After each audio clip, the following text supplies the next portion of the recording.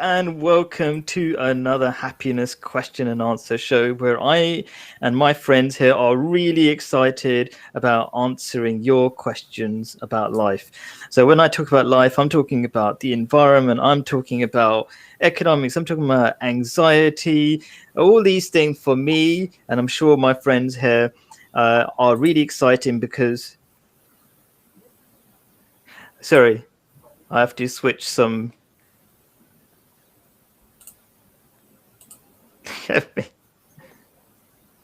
I'm just muting something that I switched off on by accident. So anyway, as I was saying, I'm really excited. Even like you might think anxiety, how can you be excited about that? Because I think all these different things that can be turning points in our lives. So anyway, let me do a quick introduction to everybody. And I didn't even do the timer. Let's get that timer started.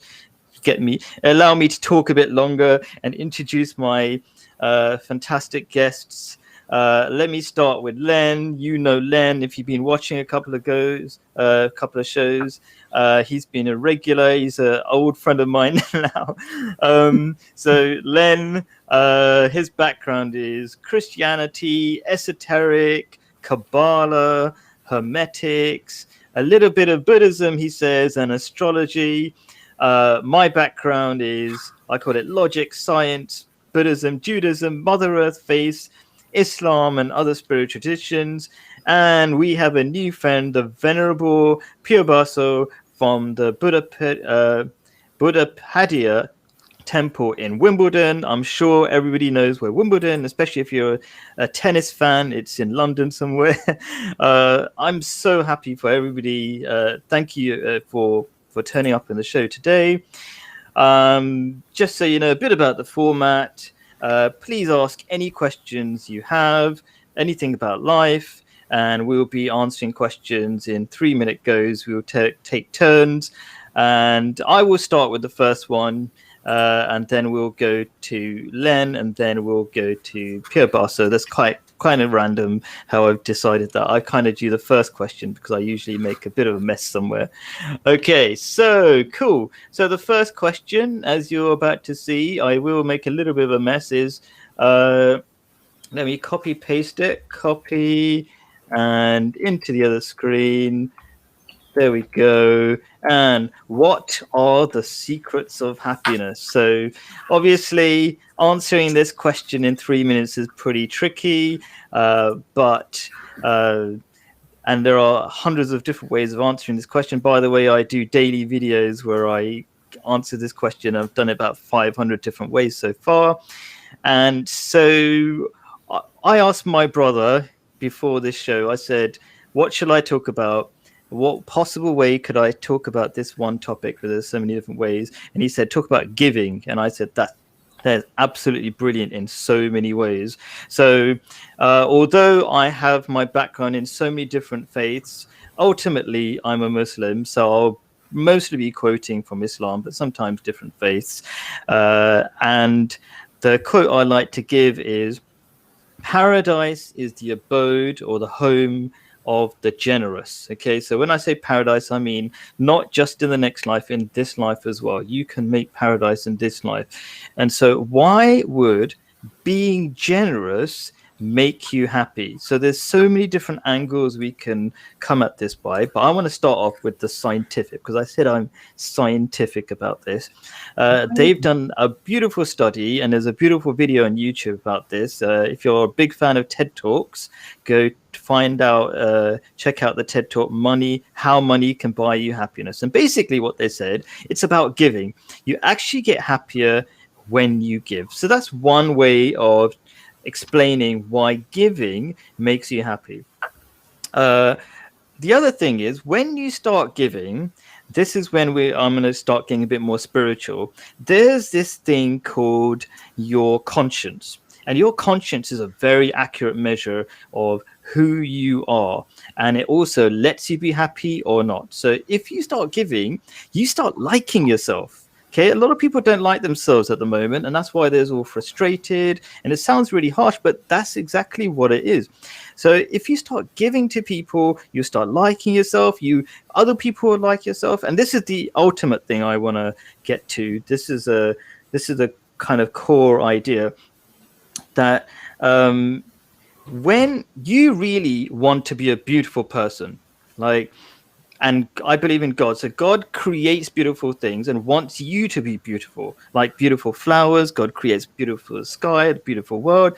And if you can be beautiful, then you'll love yourself automatically and you love being this world. And finally, I want to say the reason why this is so important in the modern world is that where a lot of happiness tips are about taking care of yourself and making yourself happy, we need to change the world to make the world better. That's what I'll say for now. Cool. Len, have a go. 3 minutes for you. Same question. Thank you. For me, the key to happiness is a number of important aspects. The first and most important aspect to me is one's alignment to your source, to your soul, to what you are within. And for me, if you are not aligned with who you are at source level, at soul level, then it will be very difficult for you to find that happiness. Happiness is something you find within. You cannot hold anyone else responsible for your happiness. Husbands and wives that say only you can make me happy, doesn't work that way. Happiness comes from within. Peace comes from within.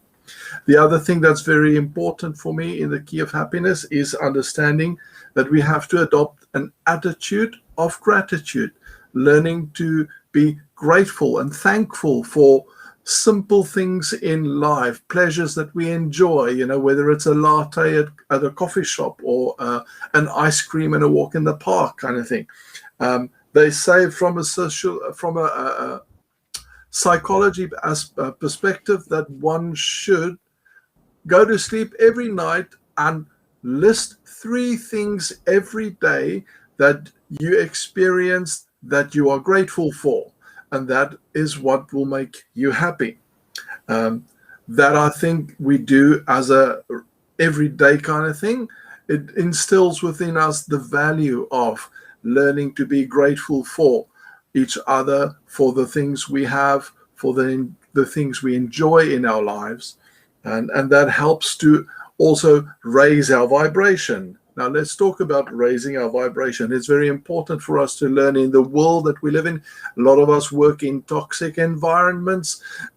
We often have toxic relationships that we are stuck in.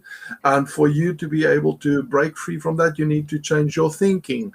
You need to think positive thoughts, hang out with positive people.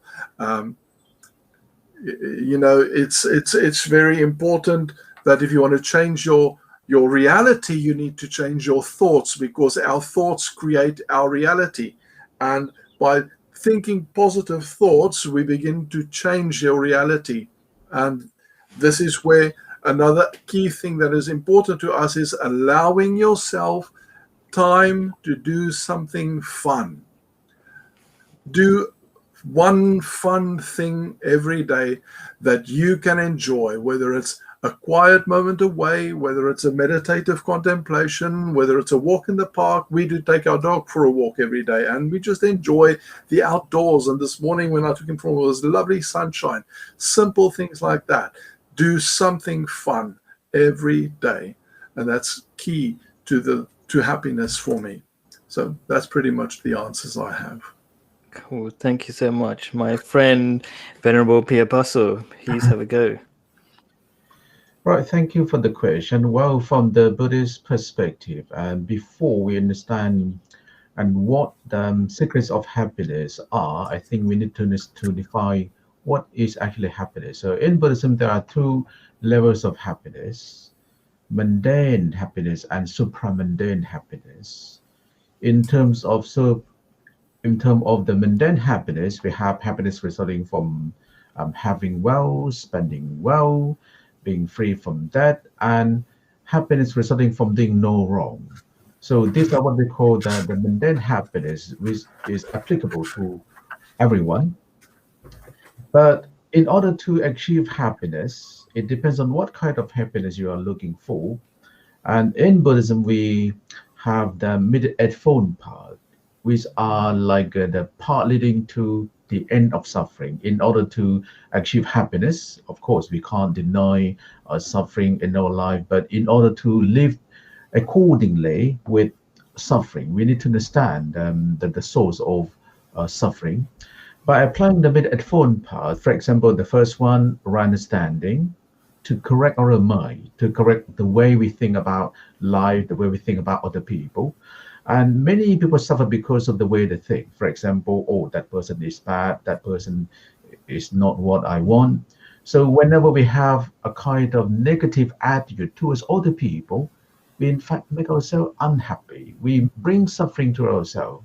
So changing the attitude can be one of the key leading you to happiness. So in Buddhism, we have right understanding and then right thought. So right thought means you have the good thought about yourself, about other people. When we socialize, we need to have right speech.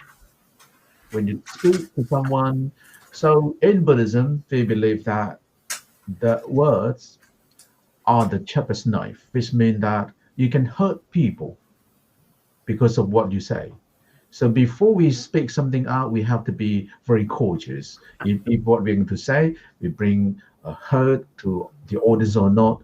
So when we have right speech, which means that we know how to socialize properly, and then right action, make sure that your action doesn't bring in the harm to yourself or to other people.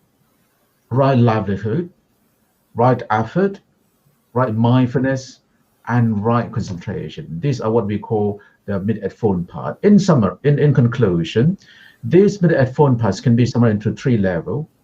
The practice of morality, by observing your behavior, by following the rules and regulation, and then by guarding your mind.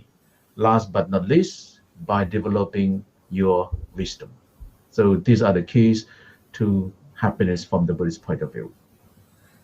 You did a fantastic job keeping it at 3 minutes. Okay, it's a hard thing to do. So thank you so much. Okay, so until we get a question, I've been dying to use this thing. This is a spinner I made.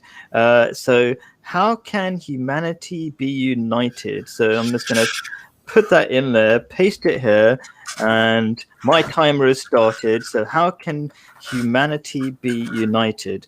So my key idea would be, and this is a difficult one for people, especially in the West nowadays, is because we've moved away from this idea of believing in God. But only when we realize that we have this one God that has essentially given birth to us, is our mother, as it were. Like, I believe in Mother Earth faiths as well, and all these different faiths essentially say that we are God's children. And when we realize we're all God's children, we have this common humanity, that yes, we're different from different, different countries, maybe different colors, but that doesn't mean we're better just because we're from this place or this tribe or this group.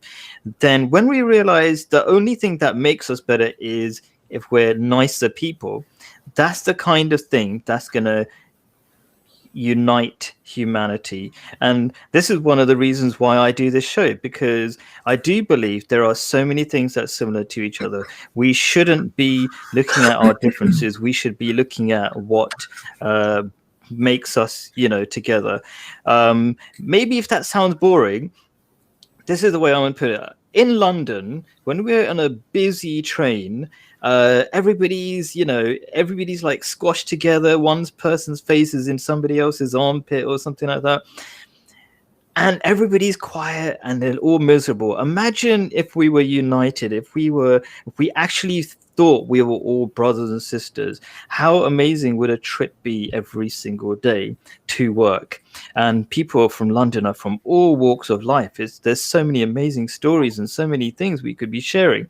So for me, this is so important. How can you be united? Of course, there's bigger issues than this, like how about not having wars? How about all the many conflicts we have? If we thought we were all brothers and sisters on this tiny planet, that would totally change the world. It would make this world heaven on earth. People just smiling at each other, people just looking at it, knowing that, talking to their neighbors. Like right now, we're in London. I keep talking about London. This is my town. and people are lonely despite being surrounded by each other. So I would say that treat each other as brothers and sisters, know that there's one God, and also do right action. I'm going to copy the monk. Yeah. Sorry if I could. Just do good things to each other. I'll leave it at that. And so, Len, your turn. 3 minutes on how can humanity be united.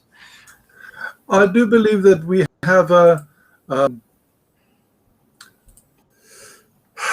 control structures that's dividing humanity. We've got religious division. We've got monetary division. You've got the rich versus the poor. So you've got all these systems. I use the word control systems that are dividing people, classes, politics, nationalities, and war that we wage against one another. And unfortunately, we live in a society on a planet which is very war-torn, and much is pushed into keeping us divided.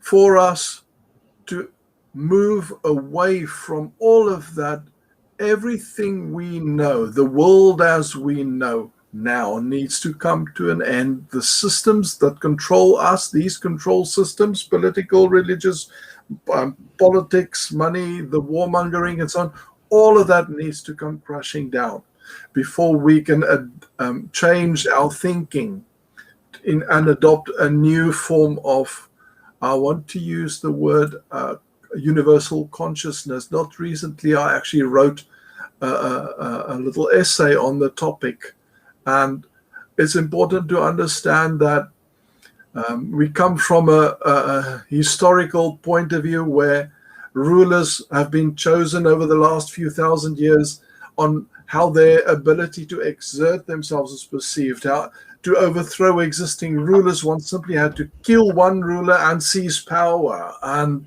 the development of democracy afterwards, people choosing a ruler to lead a government, a country, and so on. But now we've seen even that has become corrupted. Voting recently in elections, all of that is nothing is helping us.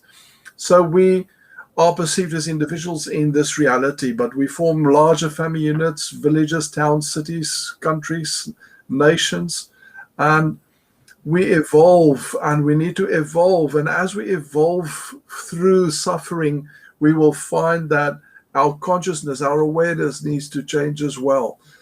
Right now, we live in a society that is ego-driven, and the ego serves itself and wants to be recognized and sees life as a competition. There's a lot of things where the ego is doing its best to keep us protected in our own little bubbles, and the ego is very me driven, where we need to get away from all of that towards something that is more we are. When we recognize that we are one, there is no other. When we hurt others, we hurt ourselves. Our consciousness will change, and we will stop being divided. Cool. Thank you. Piyobhaso, please. Right, thank you for the question. Well, according to the Buddhist teaching, and before we solve the problem, we need to find out the cause of problem, and we call these principles the Four Noble Truths: problem, the cause of problem, the end of problem, and how to end the problem. And when we look back to our history, the world history, we could see that our whole global community has been divided because of discrimination and because of the idea of nationalism. So let's give the example. And there are two children of different ethnic backgrounds. When they were young, they had no problem to play together. But when they were told by the parents, oh, you shouldn't go to play with that boy because, and he's from another country, he's from another ethnic group. So as you say, the cause of discrimination is actually come from an ideology, especially the ideology of nationalism. Oh, you are Thai, I'm English, I'm British, I'm Scottish. But in fact, we are human beings. As long as we can't let go the concept of egoness or ideology, we still have the feeling, oh, you're not the same to me, you're different from me. And in fact, we are not different in terms of human being. We are human being. We are one in terms of we are brother or sister. And if you believe in God, if you believe that God created all living beings or everything in this world, in fact, we are brother and sister. Although we have different colors, different nationalities, but in fact, we are one. We are brother and sister. And in Buddhist teaching, in order to make this happen, and we need to learn to let go the egoness. And how to learn in order to let go the egoness? By observing your mind, by observing your physical action. And when you reach that level, and then you're able to let go bit by bit.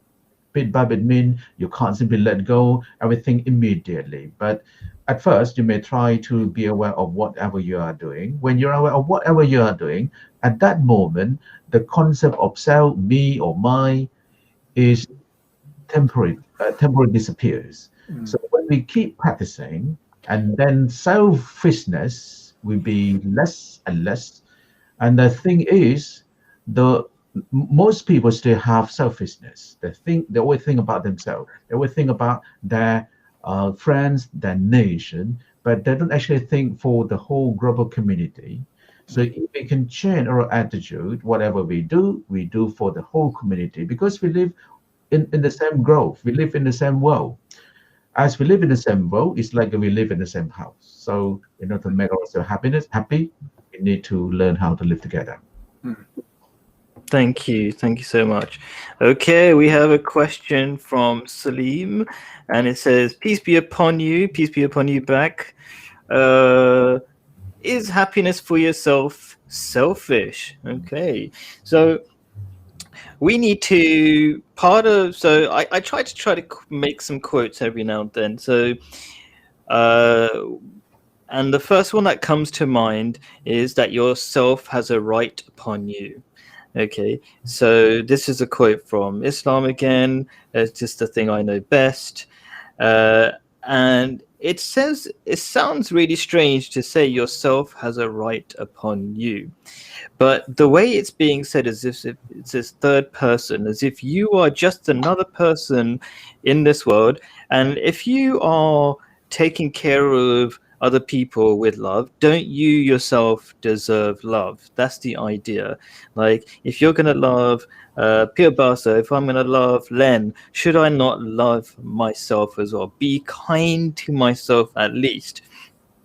And the other thing you have to remember that a lot of different religious teachings talk about is this idea of that you are a brick within the larger wall, as it were, of society, the larger building of society. So if you're a happier person, then you can build a happier society.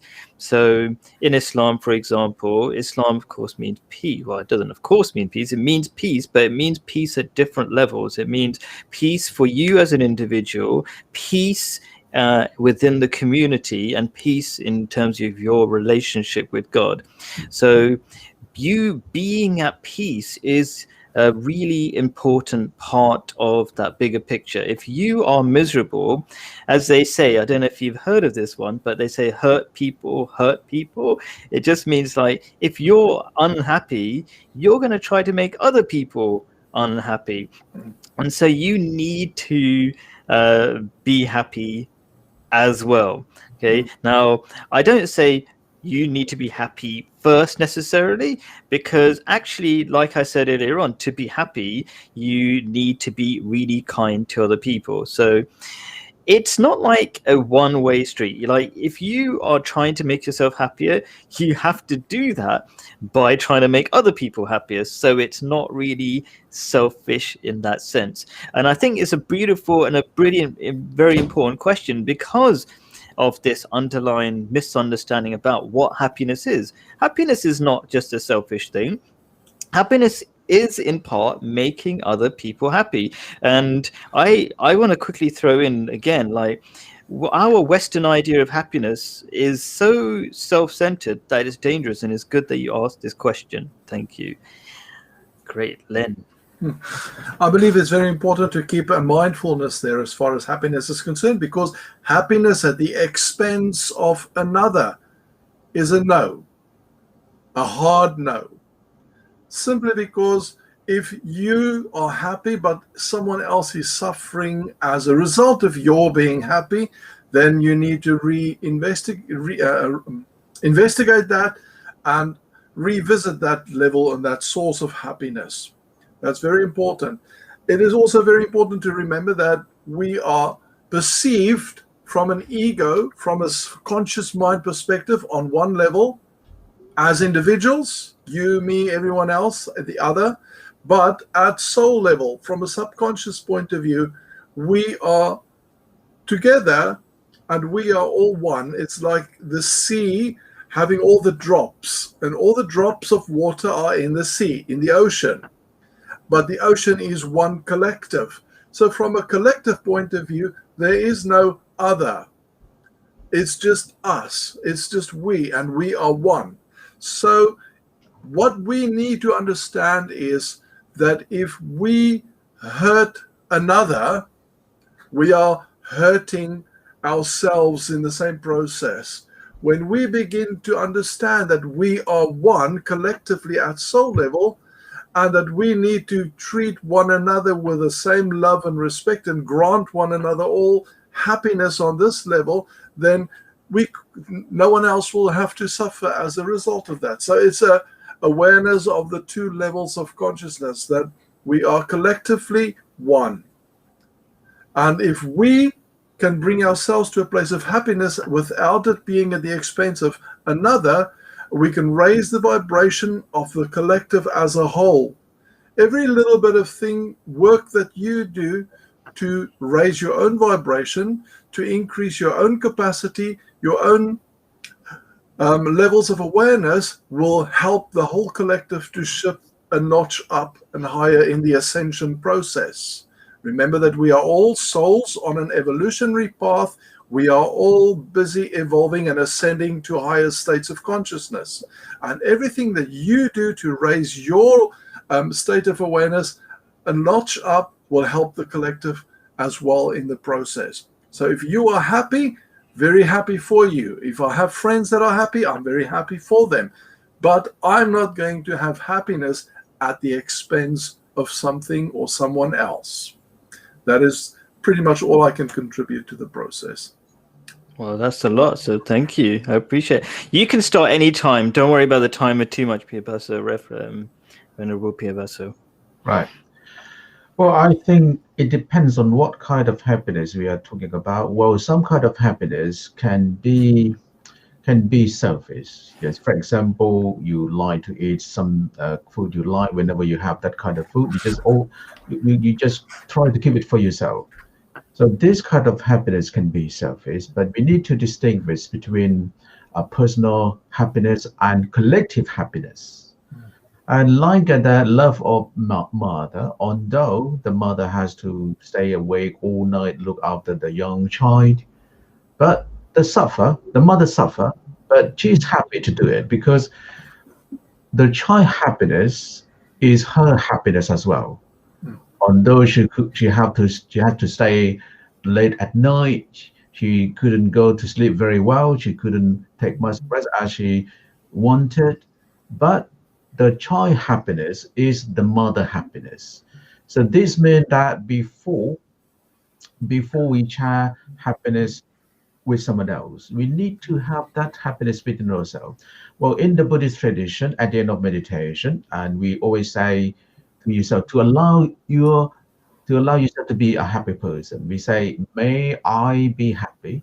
Yeah, may I be happy. May I be free from suffering. May I be free from hatred. May I be free from hurtfulness. May I be free from troubles of body and mind. May I be able to protect my own happiness. The reason why we said this to ourselves first is like to allow yourself to be happy. We need to know how to allow ourselves to be happy. And then when we have installed happiness within ourselves, we are able to share happiness with other people. After we finish saying happiness for ourselves, and then we say whatever beings there are, may they be happy, may they be free from suffering, may they be free from hatred, may they be free from hurtfulness, may they be free from troubles of body and mind, may they be able to protect their own happiness. The reason why that we say, may I be happy first, because we would like to make ourselves as a witness. You want to be happy, so all the living beings want to be happy, and if you yourself want to be happy, other people also want to be happy. So, and to me, happiness in some cases can be selfish, but in many cases can be selflessness. So it depends on the situation. It depends on what kind of happiness you are talking about. Like the happiness of mother depends on the happiness of the. It depends on the welfare of the child. So whenever the children are well fed, and then the mother eventually has to go hungry, she's happy. Although she goes hungry, but she's happy because her children are full. Cool. Thank you. And I just keep feeling like saying thank you all the time because I've only had a few chats over WhatsApp with Venerable Piyobhaso, and just to put him on the spot and make him answer questions in 3 minutes and stuff like that. Me and Len have been doing it for a little bit, and it's a hard job. So I just want to say thank you again. So here comes another question that we've got. Let's see. How do I squeeze it all in here? So, okay. Anyway, if World War III happens, will there be any good coming out of it? For example, like, will the presidents and stuff learn their lessons, or will it only be negative? So this is from a teenager that I know, my son. I think it is anyway. So he's I can kind of recognize from his style of question. Okay, so he's doing it from my wife's account. She wants me to kind of clarify that it's not her question. Anyway, so it's a brilliant question because people don't realize that the future, not all people realize that the future of the world is dependent on these little discussions that we're having. So see, people might think of, why are we just talking about these different ideas? How do they practically change the world? But if you look at different religions, like Christianity and Islam and Judaism, they all talk about this Armageddon and all these terrible things going to happen in our time. Okay, so Armageddon is supposed to be like the idea of like fire falling from the sky. Guess what? World War III, if it happens, and there's a good chance it will, looking at the state of affairs and the lack of peace and an incredible number of wars that we have, and including, you know, this these environmental issues. That's only, you know, putting more pressure on our, you know, economy, and of course COVID on top of that. There's a very good chance we're going to have a World War III. Like, to think we're not going to have one after looking at the little amount of things that took, you know, was required to make World War I and II happen, there's a very good chance. And now, how do we change this thing? Well, if you can truly treat each other as brothers and sisters, then that's going to change things. If we look at these ancient economic systems, that's going to stop us from economic systems that our current economic systems. I know I'm kind of diverging, I've only got a few seconds left, but they cause these wars. So that's how you stop it. But what will be the solution? All these things, every single thing, according to Islam, every single thing that happens, every challenge that we face is by design. So I think the verse of the Quran says that, I can't remember exactly what it is, but everything that we are given, every challenge we're given, we can handle. And so we don't necessarily pass every single test, though. But yes, the idea is that it's not by mistake that if we do have a World War III, and we can learn a lot of lessons, and humility is a key lesson so that we move forward. Cool. From a hypnotherapy point of view, and the work we're doing in the QHHT realms, the QHHT stands for Quantum Healing Hypnosis Technique. Now, the Quantum Healing Hypnosis Technique is a technique that we employ where we, or employ, that we allow us to place a client into a trance state, we speak to the subconscious, and through the subconscious, we can speak to the subconscious collective, the higher self, and ask questions. And they pretty much gave us the answer that the collective subconscious will not allow World War III to happen. The damage done since World War II with the atom bomb and nuclear power, and the way the planet has suffered as a consciousness has caused a major uproar in the whole of the cosmos on multiple dimensional levels, and Earth has cried out for help, and many souls have come to the Earth plane over the last 60, 70 years to come and help the Earth by bringing their own internal energies to come and help to raise the consciousness on the Earth plane, because the Earth has decided, or the higher dimensional councils have decided, the only way to help Earth is to allow Earth to ascend to the 5th dimension. So we are now in the beginning stages of the ascension process. And this ascension process of this planetary consciousness called Gaia, or the Earth plane, will allow us to access and move into the Earth, the 5th dimension, in order to help Earth to recover from the damage done from nuclear war and nuclear bombs and nuclear tests that's damaged the planet. So as a result, they have decided that the way forward for us is to move into the 5th dimension. So we'll see the collapse of systems, because there are things that we cannot take with us into the 5th dimension.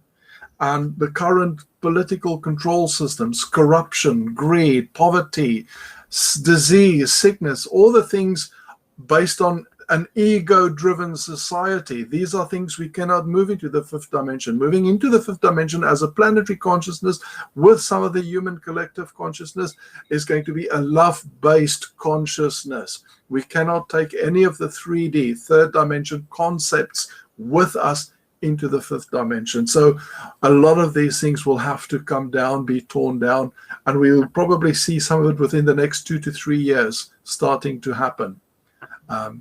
This is where we believe they decided we will not see a World War III. We cannot, the planet cannot afford it. And this is why the only solution was to move us into the 5th dimension.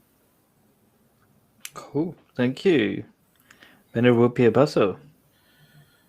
Right, I thought as long as human beings still have craving for power, and then the possibility of the World War II is still there. The reason why I said that, because, and as a result of the World War II, the United Nations was established with the main role to negotiate, to stop the war. But look at what happened today. The United Nations doesn't have enough power to stop the war. I strongly believe that more than 99% of the global population don't want the war, don't want the World War II or any kinds of war. There are a few troublemakers out there who like to have war, who wage war, but many millions suffer. And those who don't wage war suffer from war. I don't think that is fair for them. So no more people simply want to live happily with their family, but they suffer from war because of the few leaders. So we need to correct the mind of the future leader. I have a chance to have them religious dialogue. We talk about how to create world peace or sustainable peace. Well, I always recommend that we need to plant the seed of peace in the young heart, because when the seed of peace is planted in the young heart, when they grow up to be the future leader, then they will appreciate the values of peace. They don't approve any kind of war. To me, even to kill someone, only one person, that is bad enough. So in Buddhism, we don't approve any kinds of killing. It doesn't matter who you are. It doesn't matter what religion they follow. So any form of killing is wrong and it shouldn't happen. To me, I don't believe in the justified war. Mm. You have no right to kill other people. I don't agree with a penalty. Yeah, I don't agree with that because it won't solve the problem. It may scare the people, but it won't solve the problem. I think it's better give the people an opportunity to correct themselves. And people commit crime because of the environment, because of many, many reasons. We need to change our environment. We need to change the situation in order to create the wealthy community. And we can't simply blame the criminal. So we need to look at the environment that person grow up. So this is the reason why that we need to work harder. So to me, I still believe that we need to plant the seed of peace in the young heart whenever they grow up, and then they would say no to war. There will be no World War III or no any kind of war. Because a lot of people suffer from war, but only few people are happy to go on the war. Didn't the Dalai Lama recently say that if every child on the planet learns meditation, within one generation, war will be eradicated on the whole planet? Maybe. Cool. So what does being in heaven feel and look like? So why would this question be important? I think that's what I want to start off with, because a lot of religion and religious thought, one, it kind of sounds like it's part of mythology, and that's why a lot of people don't take it seriously. So that's why I want to talk about this idea, and that's why I like that this question has come up. And then also the idea of heaven gives purpose and direction and meaning to this life. So from what I understand about heaven is that it is not some place out there in the clouds. It is part of a continuous journey in our development, our spiritual development. It is non-stop. Heaven is not a thing that is just one place or one feeling. You will keep growing, and it's a continuous, infinite journey towards God, to developing your relationship with the ultimate being. So God is essentially infinite. Like you'll never quite know God. It's a forever journey. So heaven is not a static thing. It's not some place in the clouds, and it's part. The reason why it gives meaning to this life is you have to realize this life itself is that spiritual development and liking higher order pleasures. So at first, when we're born, when we're alive, and our awareness, we just want materialistic things because that's the most obvious thing. But then as we live our lives, we realize somehow these things don't make us happy. And some of us kind of learn from those lessons and start going for these more higher level experiences, like being kind to people. It doesn't look like it'll make you happy, but somehow the people who are kind are so much more happy.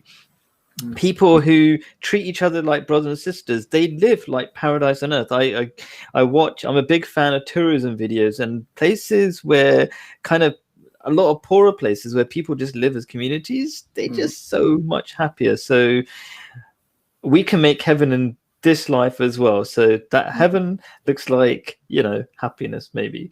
That's what I got to say about that. Len? Yes, it's a state of consciousness. I used to believe as a Christian once upon a time that we die and you go to heaven or you're going to go to hell. But since my soul awakening, I experience a different approach. I have a different perception of that. I believe that as souls, you create your own heaven or you create your own hell, depending on what your vibrationary state is. If you live stuck in the places of trapped by guilt and shame and fear and anger, those are all lower vibrational conscious states, and you need to let that go. Find a way to release it and let it go. Learn the lessons and release it. Let it go. so that you can ascend into the higher states of consciousness. Now, what do I believe is that when you die, you go to back to the astral planes where we come from, and the astral planes is the lower astral, middle astral, and higher astral, depending on your own vibrational state. In there somewhere will be a place for you where you can go, but normally it's actually a book written by Dolores Cannon, whose technique we practice in hypnotherapy, and she wrote this book called Between Life and Death, where people write about or talk about their experiences when she does the hypnosis with them, and she takes them between past lives before they incarnate. What did they see? And they say that they explain that after they've passed away and passed through to the other side, to the astral plane, they go through a life review where they evaluate whether they were successful in learning all the lessons that they wanted to learn, set their goals, or whether they were able to experience all the experiences they wanted to achieve. And if they are not happy, then they plan the next life, and they will go and revisit some of those old lessons, or they will set out a new set of lessons and list a new set of experiences they want to experience in the earth plane. So you have a place there, a state of consciousness there, where you can plan your next incarnation, and you can reincarnate into whatever planetary system you want to reincarnate in order to accommodate those experiences you want to experience. So it's the soul is on its own journey, and the soul has got its own agenda and its own purposes, regardless of whatever religion you believe in. So the minute you achieve your lessons, you choose a different lifetime, a different set of experiences, a different set of lessons you want to learn in order to help you with your evolutionary path, to help you with your ascension process. So this is what we experience, that the higher self tells us, and that the soul tells us when we take them into hypnotic states. So I do not believe in a heaven per se as a place where people go. It's a state of consciousness, and you go to a state or a place in the afterlife where you can decide and plan your next incarnation based on that. But it's all there. It's all often schools, places you can go to learn. And that's pretty much my answer to that question. Thank you so much. Venerable Piyobhaso. Well, the questions about hell and heaven are very, very common. I think in all religions that we are not sure if there is heaven or if there is hell after we die or not.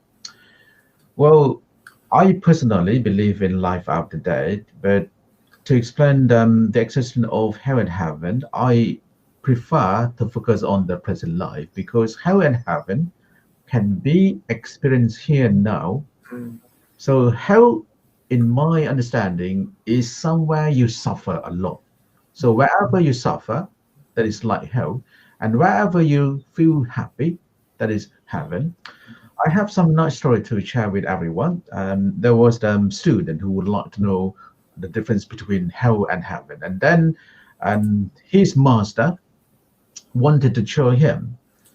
So they went to somewhere, and there are about 10 people sitting around, and then in the middle there is the soup, and each individual, each 10 person have the ladder that's attached to their hand with the long handles, so they couldn't eat by themselves.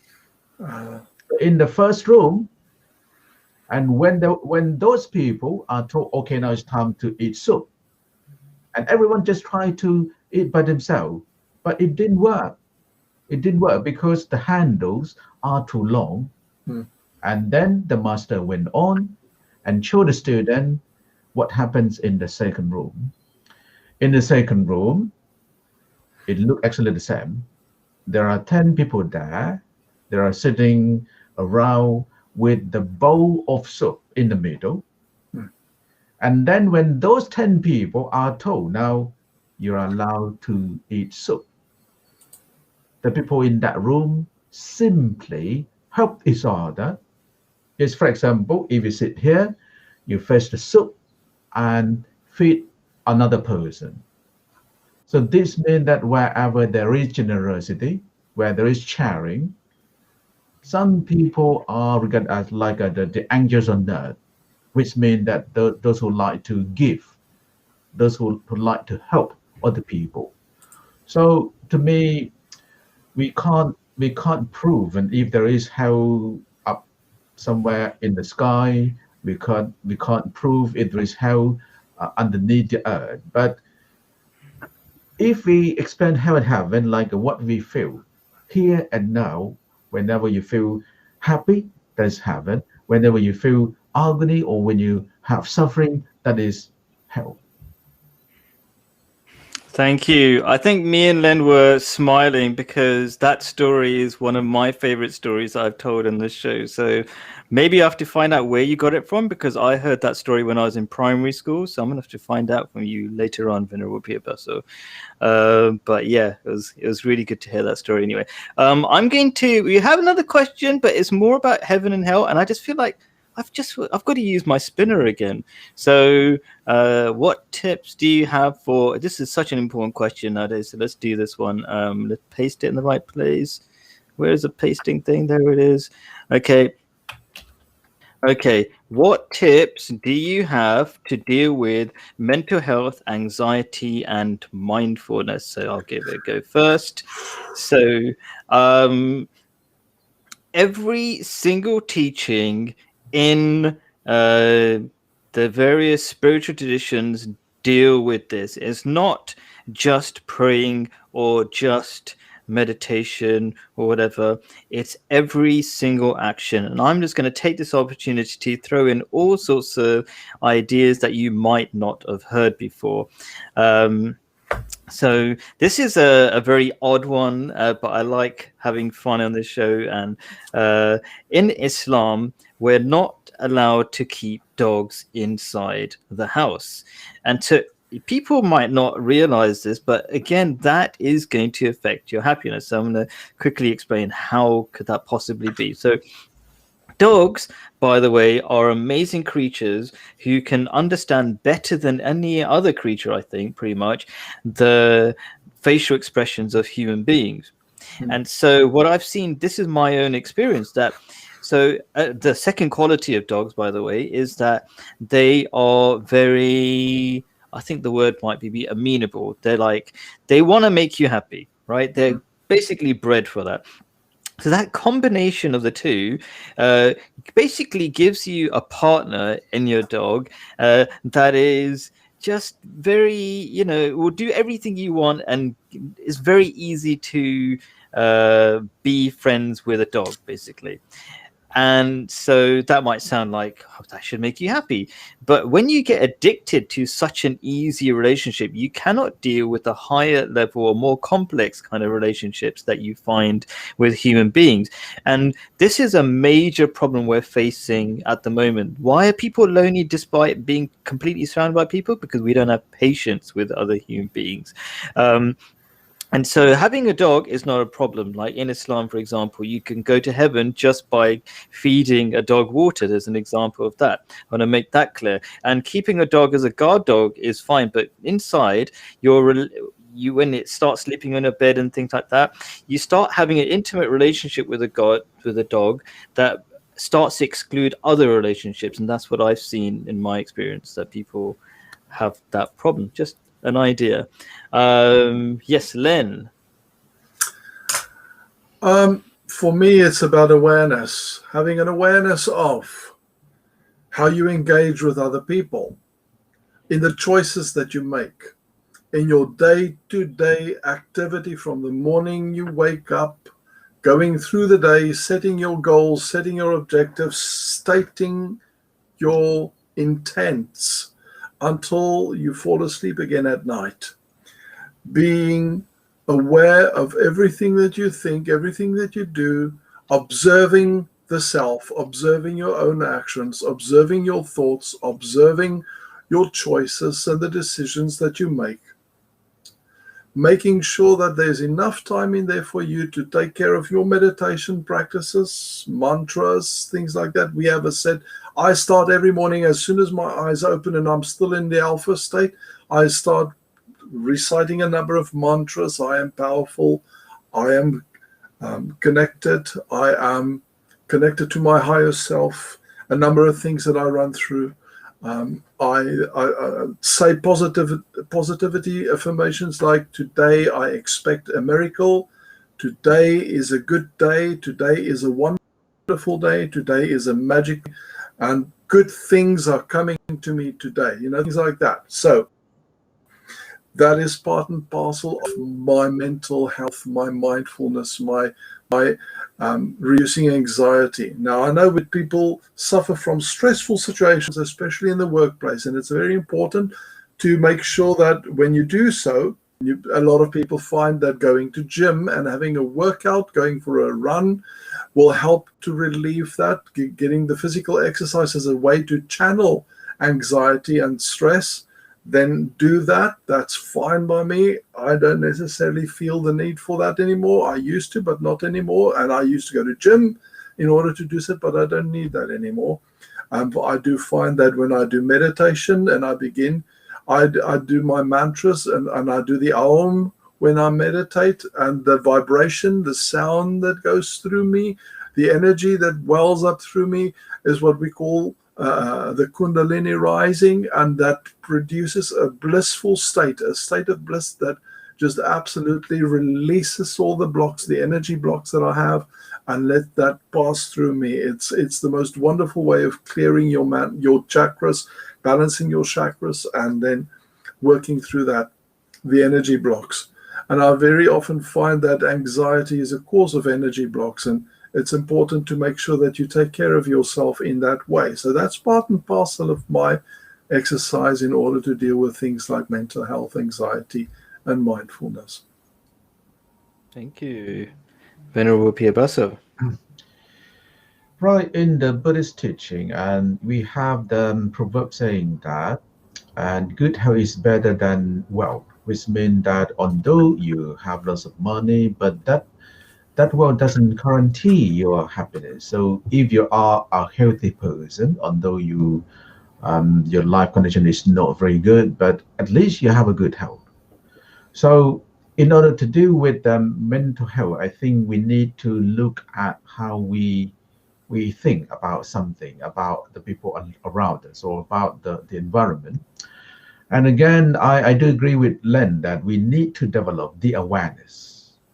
Because with the application of awareness, and then you will know how to look within yourself. We have two eyes, and we like to look outdoor, and then we tend to judge other people, but we really have a chance to look within ourselves. The practice of awareness will allow you to look within your own mind. Well, we call it meditation practice. When we meditate, we don't actually focus the mind on one particular object. We in fact observe what you think, how your thought is going on, or what's happening in your mind. And then in order to live happily, I think we can create mental health within ourselves. And if you are always angry, aggressive, if you're always upset with some small thing, whenever you are unhappy, whenever you are angry, you make yourself unhappy. In fact, we have a choice. When we say something, we have a choice to like it, accept it, or let it go. Because, for example, if someone does something wrong or does something you don't like, you have the choice to be angry with that person. You have a chance to learn from it. You have a chance to accept it or let it go.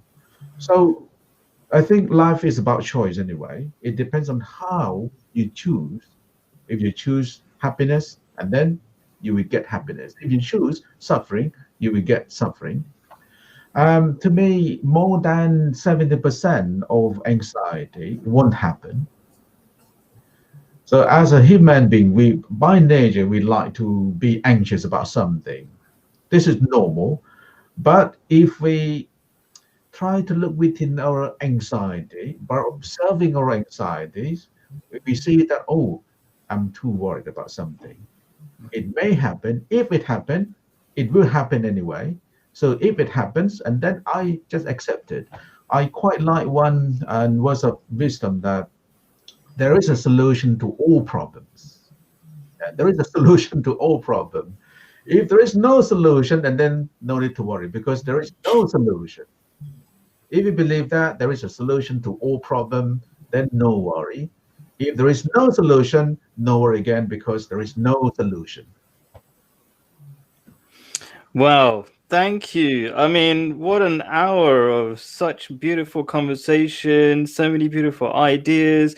I just want to end with a whole bunch of thank yous. So thank you to all the panelists for taking your time. You guys are really busy, both of you, and just being lovely people, just sharing your time, sharing your wisdom, whatever you know, with the world. And thank you, viewers. Thank you for the questions. And that's it, really. I just had a fantastic hour, and peace be upon you. Have a great week, and I'm going to end the show. Thank you. If I can find the button. I've lost the... Oh, there it goes. Found it.